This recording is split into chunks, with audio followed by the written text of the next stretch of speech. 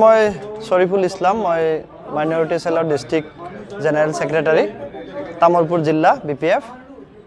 কথাটো হল অপপ্ৰচাৰ বিৰোধীহে চলাবই হেতু লৈ আসলতে সংকিত হ'ব নালাগে আমি আমাৰ স্থিতিত যথেষ্ট অটল আছো আৰু ভৱিষ্যত থাকিম আমি প্ৰতিটো দিনে আমাৰ কাৰ্যসূচী সময়মতে ৰোল মতে আমি চলাই গৈ আছো আৰু এনেকুৱা কিছু বিভ্ৰান্তি সৃষ্টিৰ কাৰণে অপপ্ৰচাৰ চলোৱা হয় আমাৰ কেৱল ময়েই নহয় আমাৰ কেণ্ডিডেট মহোদয়কো তেখেতসকলে এৰা নাই কেণ্ডিডেটৰ ওপৰত কথা আহি পৰিছে বোলে বৃহৎ ধনৰ লেনদেন হয় আমাৰ কেণ্ডিডেট গতিকে কেণ্ডিডেট পলাব এনেকুৱা ধৰণৰ অপপ্ৰচাৰ চলাই আছে তেখেতসকলে প্ৰপগণ্ডা পেলাইছে আসলতে সম্পূৰ্ণ ভিত্তিহীন কথা আমি ৰাইজৰ মাজত আৰু আমাৰ দলীয় কৰ্মী হিচাপে সকলোৱে আমি যথেষ্ট সুখী আৰু নিশ্চিতভাৱে আমি জয়লাভ কৰিম আমি নিষ্ঠাৰে কাম কৰি গৈ আছো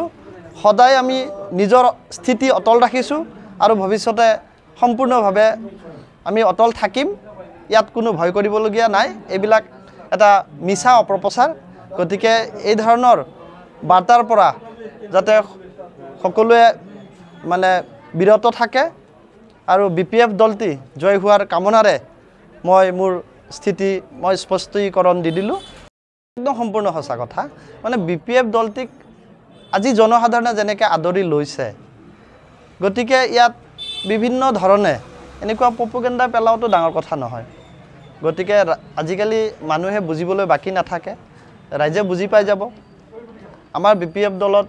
কি ধৰণে আমি আগবাঢ়িছোঁ ৰাইজৰ মাজত আমি কেনেকৈ সঁহাৰি পাইছোঁ সেইটো নিশ্চয় সকলোৱে অৱগত হৈ আছে বৰ্তমান দেখা পাই আছে আৰু আমাৰ উত্থান কি ধৰণে আমি আগবাঢ়ি গৈছোঁ সকলোৰে সঁহাৰি সকলোৰে আশীৰ্বাদ পাবলৈ সক্ষম হৈছোঁ গতিকে ইয়াত কোনো ধৰণৰ চিন্তা কৰিবলগীয়া বিষয় হোৱাই নাই